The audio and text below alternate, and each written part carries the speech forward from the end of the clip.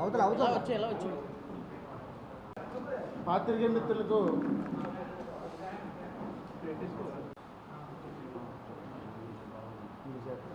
ఇంకో చైర్ మీరు అవతల ఆయన ఉన్నాయి.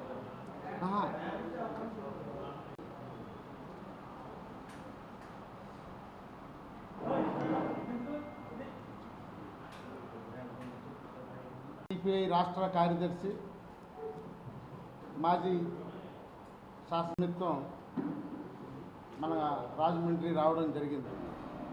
ఇవాళ దేశవ్యాప్తంగా జరుగుతున్న పార్లమెంట్ ఎన్నికలు 4 ఫేజ్ పూర్తయినాయి, ఇంకా జరగాల్సి ఉంది.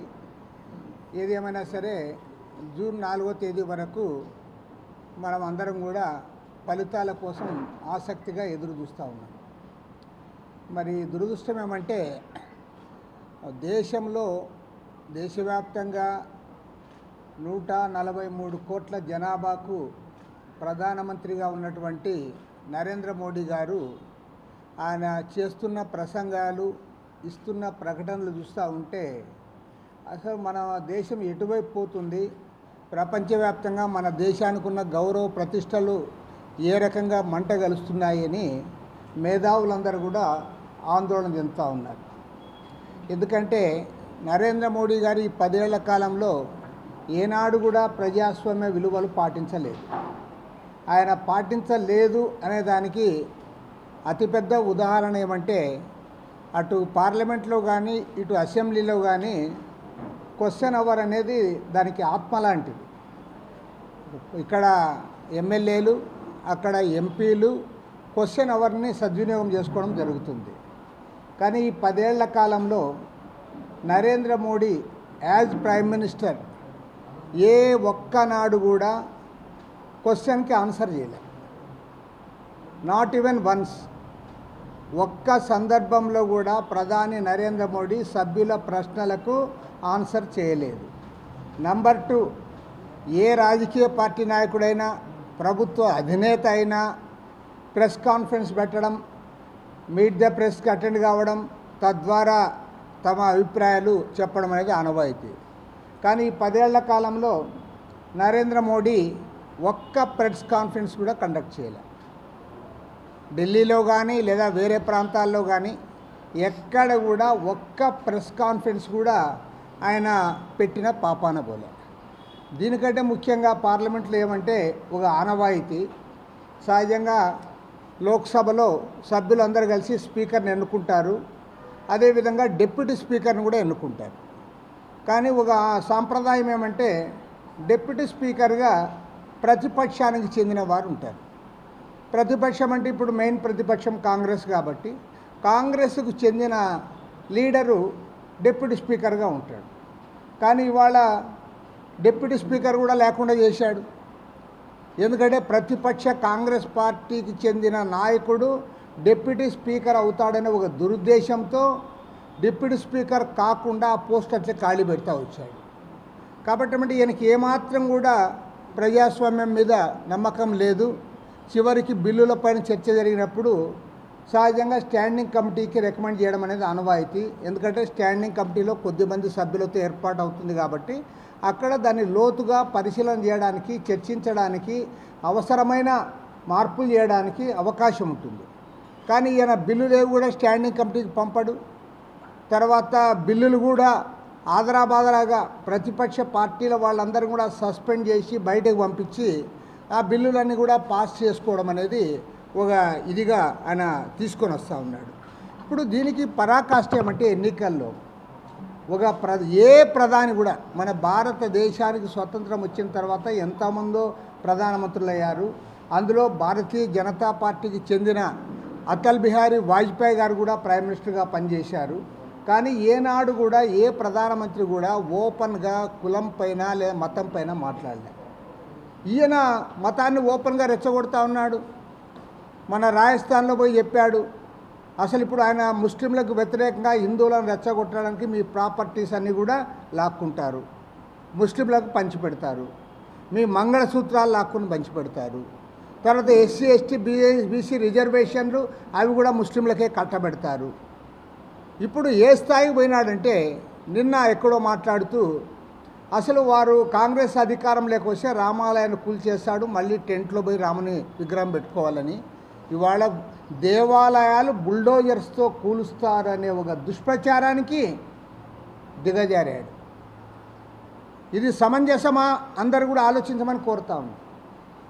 ఇవాళ నరేంద్ర మోడీకి ప్రత్యక్షంగా పరోక్షంగా మద్దతు ప్రకటిస్తున్న లౌకిక పార్టీలు, ప్రత్యేకించి మన రాష్ట్రంలో ప్రధాన పార్టీలుగా ఉన్నటువంటి Telugu Desam party, YSR Congress party, Janasena party, అందులో ఉన్న మేధావులు, రాజకీయ నిష్ణాతులు వారు కూడా ఆలోచించాలి. ఎందుకంటే మీరు మీ అవసరాల కోసమో అవకాశవాదంతో మీరు బలపరుస్తూ ఉన్నారు. ఖచ్చితంగా చెప్పగలను, మీకు ప్రేమ లేదని మాత్రం చెప్పగలను. రెండోది కూడా చెప్పగలను, అది తెలుగుదేశం కానీ, జనసేన కానీ, వైఎస్ఆర్ కాంగ్రెస్ పార్టీ కానీ, ఇవన్నీ లౌకిక పార్టీలు. మీరు మత పార్టీలని మేము అట్లా ఆపాదించడం లేదు, మీరు లౌకిక పార్టీలే, మీకు ఆ విలువలు కూడా ఉన్నాయి. కానీ ఇవాళ దేశంలో ఇంత దుర్మార్గంగా ముస్లింలకు వ్యతిరేకంగా మెజారిటీ మతస్థులను రెచ్చగొడుతున్న నేపథ్యంలో ఆలయాలు కూలుస్తారు అని రెచ్చగొట్టడం, మంగళసూత్రాలు పంచి తీపిక్కుంటారని చెప్పడం. కాబట్టి ఏమంటే ఇవాళ అందరూ కూడా దీన్ని సీరియస్గా ఖండించాలి, దానిపైన మాట్లాడాలని కోరుతా ఉన్నాం. ఎందుకు ప్రైమ్ మినిస్టర్ ఈ స్థాయికి దిగజారినాడంటే గత 10 ఏళ్ల కాలంలో భారతదేశంలో నరేంద్ర మోడీ గారు చేసిన ఒక్క మంచి పని కూడా లేదని చెప్తాను నేను. మంచి పనే చెడ్డ పని అయినా దాంతో నిమిత్తం లేకుండా 2014 ఎన్నికల్లో ఆయన ఏదైతే చెప్పాడో చెప్పిన దాన్ని ఏ ఒక్కటి కూడా అమలు చేయలేదు. ఆయన రైతుల గురించి మాట్లాడాడు, 2022 కల్లా వాళ్ళకి ఇన్కమ్ డబుల్ చేస్తానన్నాడు, అది జరగలే. సంవత్సరానికి 2 కోట్ల మందికి ఉద్యోగాలు ఇస్తానన్నాడు, ఉద్యోగాలు ఇవ్వకపోగా ఉన్న ఖాళీలు కూడా భర్తీ చేయలే. దాదాపు ఇవాళ కేంద్ర ప్రభుత్వంలో 30 లక్షల ఉద్యోగాలు ఖాళీగా ఉన్నాయి. తర్వాత పబ్లిక్ రంగానంతా కూడా ప్రైవేట్ పరం చేస్తూ ఉన్నాడు. పేదరికాన్ని తగ్గించలేకపోయావు, ధరలు తగ్గించలేకపోయినావు, ధరలు విపరీతంగా పెరిగిపోయినాయి. కాబట్టి ఏమంటే నీవు ఏ ఒక్క సమస్య కూడా పరిష్కారం చేయనందువల్ల ఆ తప్పిదాలను కప్పిపుచ్చుకోవడానికి, నీ బలహీనతలను బయటకు రాకుండా చేయడానికి ఇవాళ ఓపెన్గా మత ఉన్మాదాన్ని రెచ్చగొట్టి మెజారిటీ మతస్థుల ఓట్లు పొంది తద్వారా 3వసారి అధికారంలోకి రావాలని ప్రయత్నం చేస్తూ ఉన్నారు. దానికి రెండో కారణం ఏమంటే మొదట్లో బాగా బ్రహ్మాండంగా హుషారుగా చెప్పారు, మాకు 370 సీట్లు వస్తాయి బీజేపీకి, ఎన్డీఏకి 400 సీట్లు వస్తాయని చెప్పాడు. మరి ఆ రోజు ఈరోజు స్పష్టంగా కనపడతా ఉంది, చాలా క్లియర్గా అర్థమవుతుంది. ఉత్తరాది రాష్ట్రాల్లో సీట్లు తగ్గిపోతూ ఉన్నాయి, ఇంక్లూడింగ్ గుజరాత్లో కూడా సీట్లు తగ్గిపోతూ ఉన్నాయి, ఢిల్లీలో తగ్గిపోతూ ఉన్నాయి, యూపీలో తగ్గిపోతూ ఉన్నాయి, బీహార్లో కూడా తగ్గిపోతూ ఉన్నాయి. నితీష్ కుమార్ని బెదిరించి వాళ్ళ వైపు తిప్పుకున్నా సరే బీహార్లో తగ్గిపోతూ ఉన్నాయి. వాళ్ళు అనుకున్నట్టుగా సౌత్ ఇండియాలో వాళ్ళు తమిళనాడులో ఒక్క సీటు కూడా గెలవడంలే, కేరళలో 20 సీట్లు ఉంటే ఒక్క సీటు కూడా గెలవడంలే. ఈవెన్ మహారాష్ట్రలో కూడా 48 స్థానాలున్న మహారాష్ట్రలో కూడా వాళ్ళ సీట్లు తగ్గిపోతూ ఉన్నాయి. కాబట్టి వాళ్ళ బరి తెగించి చెప్పుకోవడానికి ఏమీ లేక మత ఉన్మాదాన్ని రెచ్చగొట్టి మళ్ళీ అధికారంలోకి రావాలని ప్రయత్నం చేస్తూ ఉన్నారు. దీన్ని నేను కోరే, రాజకీయాలకు అతీతంగా విఘ్నులందరూ కూడా ఆలోచించాలి. అంబేద్కర్ ప్రవచించిన రాజ్యాంగాన్ని నిలబెట్టుకోవడానికి అందరూ కూడా కలిసి రావాలని చెప్పి కూడా కోరుతా ఉన్నాను. ప్రత్యేకించి మన రాష్ట్రంలో ఉన్న ప్రాంతీయ పార్టీలు, మీరు ముగ్గురు కూడా లౌకిక పార్టీలే, మీరు ఆలోచించాలని కోరుతాను. ఎందుకంటే ఇవాళ అవునన్నా కాదన్నా ఈ రాష్ట్రంలో బలం మీకే ఉంది. తెలుగుదేశం పార్టీ, వైఎస్ఆర్ కాంగ్రెస్ పార్టీ 2 బలమైన పార్టీలు, మీరు లౌకిక పార్టీలు. పైగా ఎన్టీ రామారావు గారి కాలం నుంచి ఆ పార్టీ లౌకిక భావాలతో వచ్చింది. అదేవిధంగా అవునన్నా కాదన్నా వైఎస్ రాజశేఖర రెడ్డి గారి పేరు చెప్పుకొని వైఎస్ఆర్ కాంగ్రెస్ పార్టీ పెట్టావు. అది వైఎస్ఆర్ నికార్సైన లౌకికవాది అయిన ఆయన ఫ్రమ్ ద బిగినింగ్, విద్యార్థి దశ నుండి చనిపోయే వరకు రాజశేఖర రెడ్డి గారు ఏనాడు కూడా మత ఉన్మాదులతో కాంప్రమైజ్ కాలేదు, లౌకికవాదిగా ఉన్నాడు. కాబట్టి నేను కోరుతా ఉన్నా, అటు రామారావు గారి ఆయన యొక్క దీన్ని కాపాడాలన్నా, ఆయన లెగసీని ముందుకు తీసుకోవాలన్నా, లేదా వైఎస్ రాజశేఖర రెడ్డి గారి లెగసీ నేను కొనసాగిస్తానని చెప్పేవాళ్ళు ఖచ్చితంగా లౌకిక వాదాన్ని కాపాడడానికి ముందుకు రావాలని కోరుతా ఉన్నాను. ఇక మన రాష్ట్రానికి సంబంధించి రెండు అంశాలు. ఒకటేమంటే మన రాష్ట్ర ఎన్నికల చరిత్రలో, నాకు తెలిసినంత వరకు భారతదేశ ఎన్నికల చరిత్రలో ఏనాడు కూడా ఇలాంటి పరిస్థితి రాలే. కారణం ఏమంటే నేను చెప్తాను. అసలు ఎన్నికలు ఇంకా పోలింగ్ కూడా ప్రారంభం కాకముందే ఈ పోలీసులను ఉపయోగించి ఎన్నికలు చేయాలనుకున్నారు వీళ్ళు. మొత్తం అంతా ప్రతిపక్షాలందరూ కూడా చేప చుట్టేసి అంత పోలీసుల ద్వారానే చేసుకోవాలనుకున్నాడు. దాని పర్యవసానంగానే ఎన్నికల కమిషన్ దీన్ని గమనించి భారతదేశంలో ఏ రాష్ట్రంలో కూడా లేనట్లుగా మొత్తం అధికారులందరూ కూడా ముందుగానే బదిలీ చేశారు. అది ఎవరు మామూలు సామాన్యులు కాదు. ఈ రాష్ట్ర DGP Rajendranath Reddy, intelligence DGP Sitaramanjaneyulu, అదేవిధంగా విజయవాడ సిపి కాంతిరాణా, తర్వాత Guntur IG, Chittoor SP, Nellore SP, Prakasam జిల్లా ఎస్పీ, పల్నాడు జిల్లా ఎస్పీ, మొత్తం వీళ్ళందరినీ కూడా మరికొద్ది మంది జిల్లా కలెక్టర్లతో సహా వాళ్ళందరినీ కూడా బదిలీ చేశారు. ఎన్నికలు అయిపోయినాయి. ఎన్నికలు అయిన తర్వాత అయినా ప్రశాంతంగా ఉంటుందంటే ప్రశాంతత లేదు. ఎక్కడైతే అధికార పార్టీ రౌడీ ఎమ్మెల్యేలు ఉన్నారో అక్కడే గొడవలు జరుగుతూ ఉన్నాయి. అన్ని చోట్ల జరగడంలా. వాళ్ళ గోదావరి జిల్లాలో గొడవలు పెద్దగా లేవు, మేము కూడా అంగీకరిస్తాం. కాబట్టి అందరూ తప్పు పట్టడంలే.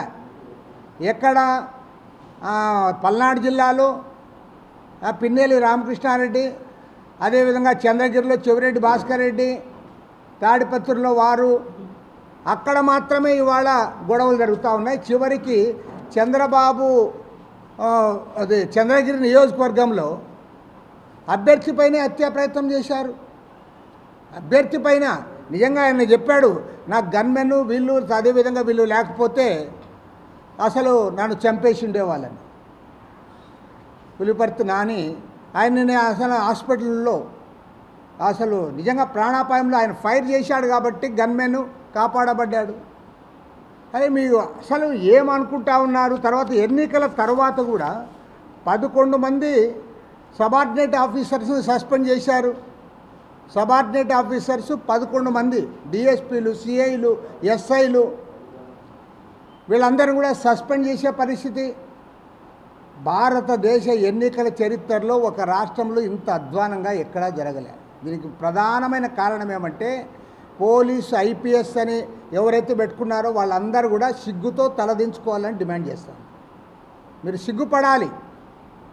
ఎందుకు? పోలీస్ వ్యవస్థను ఈ 5 ఏళ్ల కాలంలో నిర్వీర్యం చేశారు, అధికార పార్టీకి తొత్తులుగా మార్చారు.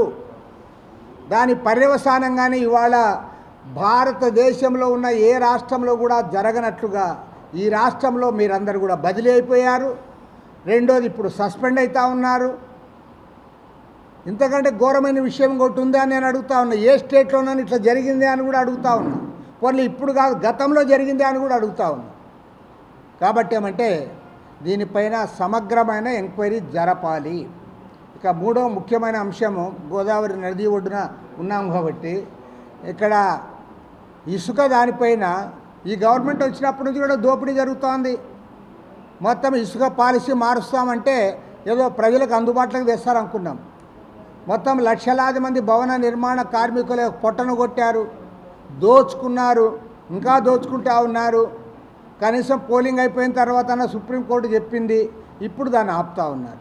కాబట్టి ఏమంటే ఈ 4.5 సంవత్సరాలుగా ఇసుక పాలసీలో జరిగిన అవకతవకలపైన, అక్రమ సంపాదన పైన, వీటన్నిటిపైన కూడా సమగ్రమైన దర్యాప్తు కొత్త ప్రభుత్వం చేయించాలని చెప్పి సిపిఐ తరఫున డిమాండ్ చేస్తాము. ఇవాళ పాకిస్తాన్ లాంటి దేశాలు, కొన్ని ముస్లిం దేశాలు ఉన్నాయి, కానీ క్రిస్టియన్ దేశాల్లో వాళ్ళు ఎవరు క్రిస్టియన్ దేశం అని చెప్పలే. ఇప్పుడు అమెరికాలో అన్ని మతాల వారు ఉన్నారు. మన దగ్గర నుంచి పోయిన వాళ్ళు కూడా అక్కడ స్వేచ్ఛగా ఉన్నారు.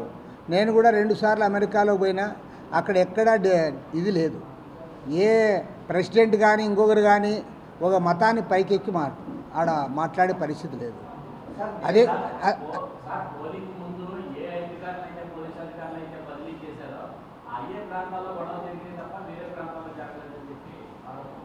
డీజీపీనే చేశారు. ఐజీని చేశారు, విజయవాడ కమిషనర్ చేశారు, గుంటూరు బదిలీ కారణం కానే కాదు. వాళ్ళు ఇప్పుడు గొడవలు జరిగింది ఎక్కడ? 3 ప్రాంతాలు నేను చెప్పా. తాడిపత్రి, పల్నాడులో పిన్నెల రామకృష్ణారెడ్డి ఏరియా, ఆడ తిరుపతిలో. అసలు అనంతపురం కర్నూలు జిల్లాలో గొడవలు జరగంగా చూశాం, కానీ తిరుపతి జిల్లాలో పెద్దగా ఇప్పుడు గొడవలు జరగవు. కాబట్టి ఏమంటే ఇవన్నీ కూడా అదే పనిగా వాళ్ళు ప్లాన్డ్గా చేసిన గొడవలు. తిరుపతి, చంద్రగిరి లేదా కుప్పము ఇవన్నీ కూడా పీస్ఫుల్గా ఉండే ప్రాంతాలు అవి. అక్కడ ఎప్పుడు కూడా ఈవెన్ బ్రహ్మాండంగా ఫ్యాక్షన్ రాయలసీమలో ఉన్నప్పుడు కూడా చిత్తూరు జిల్లాలో పెద్ద ఫ్యాక్షన్ ఉండేది కాదు. మరి ఇప్పుడు ఎందుకు జరుగుతూ ఉన్నాయి? కాబట్టి ఏమంటే అధికారులు మార్చడం వల్ల కాదు, అదే పనిగా ఉద్దేశపూర్వకంగా ఇవి ఆ తర్వాత ఒక అక్కస్తో వాళ్ళు వాళ్ళు ఏమనుకున్నారు? చంద్రగిరి సీట్లో ఏకపక్షంగా ఎన్నిక జరుగుతుంది, ఈజీగా గెలుస్తామనుకున్నారు. ఇప్పుడు ఆ పరిస్థితి పోయింది. చివరికి తెలుగుదేశం అభ్యర్థి గెలుస్తాడనేంత వాయిస్ వస్తుంది అక్కడ. దాంతో అక్కస్ పట్టలేక పోయి ఆయన మీద దాడి చేశారు. లేకపోతే ఆయన స్ట్రాంగ్ రూమ్ దగ్గర పోతూ ఉంటే వీళ్ళకేం అడ్డము? వీళ్ళు ఆడ ప్లాన్డ్గా ఉండి కట్టెలు రాళ్ళు అన్నీ పెట్టుకొని ఒకేసారి కత్తులు పట్టుకొని దాడి చేశారంటే అది ప్లాన్డ్ అటాక్. ఎవరిబడి నో సిట్. పోనీ అదేదో రాత్రి ఎక్కడో ఇంటి దగ్గర పోతూ ఉంటే ఏదో చీకట్లో పోతా ఉంటే కాదు కదా. కాబట్టి ఏమంటే దీన్ని బట్టి అర్థమవుతున్నది ఒకటే, పక్కా ప్లానింగ్తో జరుగుతూ ఉన్నాయి. తర్వాత అక్కడ ఎవరైతే ఇప్పుడు సస్పెండ్ అయ్యారో వాళ్ళు మొదటి నుంచి కూడా ప్రభుత్వానికి కొమ్ము కాస్తున్న సిఐలు, డిఎస్పీలు వాళ్ళు పక్కాగా వాళ్ళ కొమ్ము కాస్తా ఉన్నారు. దాని పర్యవసానంగానే ఆ దాడి జరిగింది. కాబట్టి నేను ఏమనేది అంటే వీటన్నిటిపైన కూడా నిష్పాక్షికమైన విచారణ జరగాలి. ఓకే, సిట్ ఇప్పుడు వేస్తామంటున్నారు కాబట్టి సిట్ ఆధ్వర్యంలో అక్కడ నికార్సైన నిష్పక్షపాతమైన విచారణ జరగాలి. వారు ఎంతటి వారు ఇన్వాల్వ్ అయినా సరే వాళ్ళపైన యాక్షన్ తీసుకోవాలని చెప్పి డిమాండ్ చేస్తున్నారు. ఫలితాలు మాకంటే బాగా మీరే చెప్పగలరు, మీకందరికి కూడా బాగా అర్థమైంది. మేమైతే ఒకటే స్పష్టంగా చెప్తున్నాం ఫ్రమ్ ద బిగినింగ్. ఇలా ఆయన లండన్ పోవడానికి అట్లా చెప్పుకున్నాడు అంతే. ఆయనకు తెలుసు ఆయన పోతాను వీళ్ళందరూ కూడా సోషల్ మీడియాలో బై అని పెడతారని ముందు రోజు అట్లా చెప్పి వెళ్ళిపోయాడు ఆయన అంతే. ఆయన కూడా రిజల్ట్ తెలుసు, రిజల్ట్ ఎట్లుంటుందో అందరికీ తెలుసు. ఆల్రెడీ సర్వేలు ఉన్నాయి, రేపు 1వ తేదీ సర్వేలు కూడా బయట పెడతారు. మన మీడియా సంస్థల దగ్గర కూడా సమాచారం ఉంది. కాబట్టి నేను చెప్పడం బాగుండదు. అది ఆటోమేటిక్గా ఇప్పటికే ఓటర్లు వాళ్ళకి తెలిసింది. తర్వాత మీడియా మిత్రులందరికీ కూడా తెలుసు. మేమైతే ఫ్రమ్ ద బిగినింగ్ చెప్తున్నాం, 2 చోట్ల అక్కడ సెంట్రల్లో గవర్నమెంట్ మారాలి, ఇక్కడ స్టేట్లో గవర్నమెంట్ మారాలి అని చెప్తాను. కాంగ్రెస్ పార్టీ సమాజ్వాదీ పార్టీలో వస్తే మళ్ళీ రామజన్మభూమిని మళ్ళీ పూర్తి చేస్తారు, రామలల్ల మళ్ళీ టెంట్లోకి వచ్చేస్తుందని దాన్ని పూర్తిగా ఖండిస్తూ ఉన్నాను. ఒక ప్రైమ్ మినిస్టరు దిగజారి మాట్లాడడాన్ని అందరూ కూడా ఖండించాలని కోరుతా ఉన్నాను. యాజ్ సిపిఐ నేనే కాదు, దేశవ్యాప్తంగా ఉన్న లౌకిక పార్టీలు, సంస్థలు, వ్యక్తులు, శక్తులు, మేధావులు అందరూ కూడా ముక్త కంఠంతో ఖండించాలని కోరుతా ఉన్నాను. ఎందుకంటే కాంగ్రెస్ పార్టీ అనేది అది secular party, Samajwadi party is also a secular party. Secular పార్టీలు వాళ్ళు ఇప్పుడు అందరూ 60-70 ఏళ్ళు వాళ్ళు కూడా అధికారంలో ఉన్నారు కదా. మరి కాంగ్రెస్ పార్టీ అధికారంలో ఉన్నప్పుడు గుళ్ళు ఏడన పడగొట్టారా, మసీదులు ఏడన పడగొట్టారా, చర్చిలు ఏడన పడగొట్టారా? నీ హయాంలో జరిగినాయి. మొన్ననే మణిపూర్లో చర్చిలను పడగొట్టారు, వాళ్ళ క్రైస్తవులను వాళ్ళని రేప్ చేశారు, పాస్టర్లను చంపేశారు. కనీసం ప్రధానమంత్రి ఒక ఖండన కూడా ఇవ్వలే, ప్రధానమంత్రి మణిపూర్ విజిట్ కూడా చేయలే. కాబట్టి ఏమంటే ఇవాళ సెక్యులరిజం అనే దానికే ప్రమాదం ఉంది, ప్రజాస్వామ్యానికి ప్రమాదం ఉంది. ప్రతిపక్ష నాయకులను జైళ్లలో పెట్టి వారు ఎన్నికల్లో ఏకపక్షంగా వాళ్ళు అధికారంలోకి రావాలని ప్రయత్నం చేశారు. జార్ఖండ్ ముఖ్యమంత్రి జైల్లో పెట్టారు, ఢిల్లీ ముఖ్యమంత్రి జైల్లో పెట్టారు, ఢిల్లీ డిప్యూటీ చీఫ్ మినిస్టర్ జైల్లో పెట్టారు. కాబట్టి ఏమంటే తమకు అనుకూలంగా ఎవరైతే ఉండారో, తమకు వ్యతిరేకంగా ఎవరైతే ఎన్నికల్లో పోరాడుతున్నారో వాళ్ళపైన అక్రమంగా కేసులు పెట్టి జైళ్లలో పెట్టి ప్రజాస్వామ్య రహితంగా ప్రజాస్వామ్యాన్ని అపహాస్యం పాల్చేసే పద్ధతుల్లో ఎన్నికలు జరపాలని చూశారు. కాబట్టి ఈ దేశంలో లౌకికవాదం నిలబడాలన్నా, ప్రజాస్వామ్యాన్ని పరిరక్షించాలన్నా, మరో మాటలో చెప్పాలంటే ఇవాళ అంబేద్కర్ ప్రవచించిన రాజ్యాంగం కొనసాగాలంటే ఖచ్చితంగా ఎన్డీఏ ప్రభుత్వం ఓడిపోవాలి, నరేంద్ర మోడీ గద్దె దిగాలి. దానికి అందరూ కూడా ఆలోచించాలని కోరుతాం.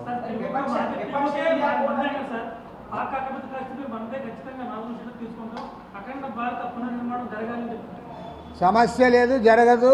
ప్రజలు దానికి సుముఖంగా లేరు. నరేంద్ర మోడీని ఇవాళ మన భారతదేశంలోనే కాదు ప్రపంచవ్యాప్తంగా మోడీ గురించి చర్చిస్తూ ఉన్నారు.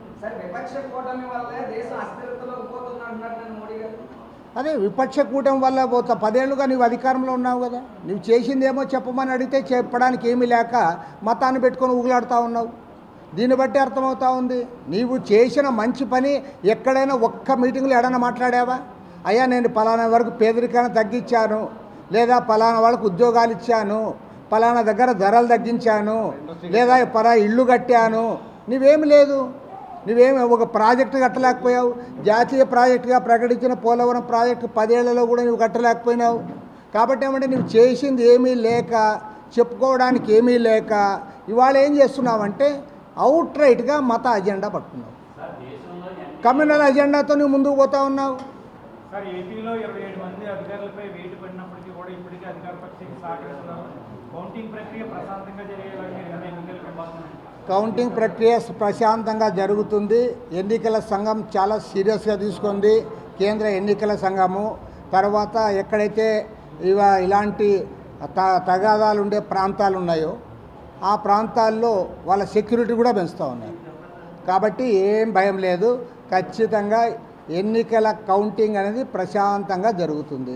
చెదురుమదురు సంఘటనలు జరిగితే వాళ్ళు జైల్లోకి పోతారు.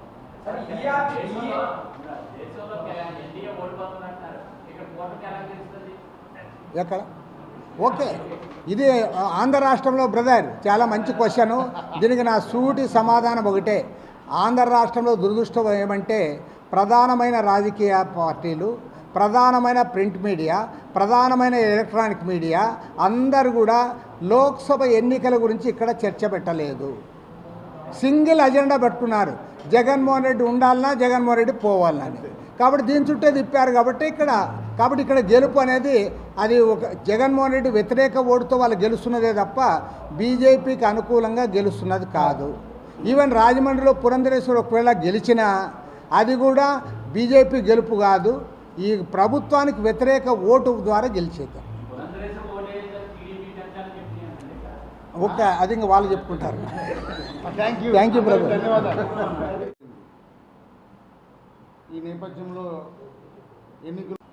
ఈ నేపథ్యంలో పాత్రికేయులతో మాట్లాడడానికి కె. శ్రీనివాస్, నగర కార్యవర్గ సభ్యులు టి. నాగేశ్వరరావు గారు ఉన్నారు. రామకృష్ణ గారు మాట్లాడారు. ఈ ఆఫీస్ అప్గ్రేడ్ అయితే ఎదురు తొందరపడుతున్నారు జగన్ సార్.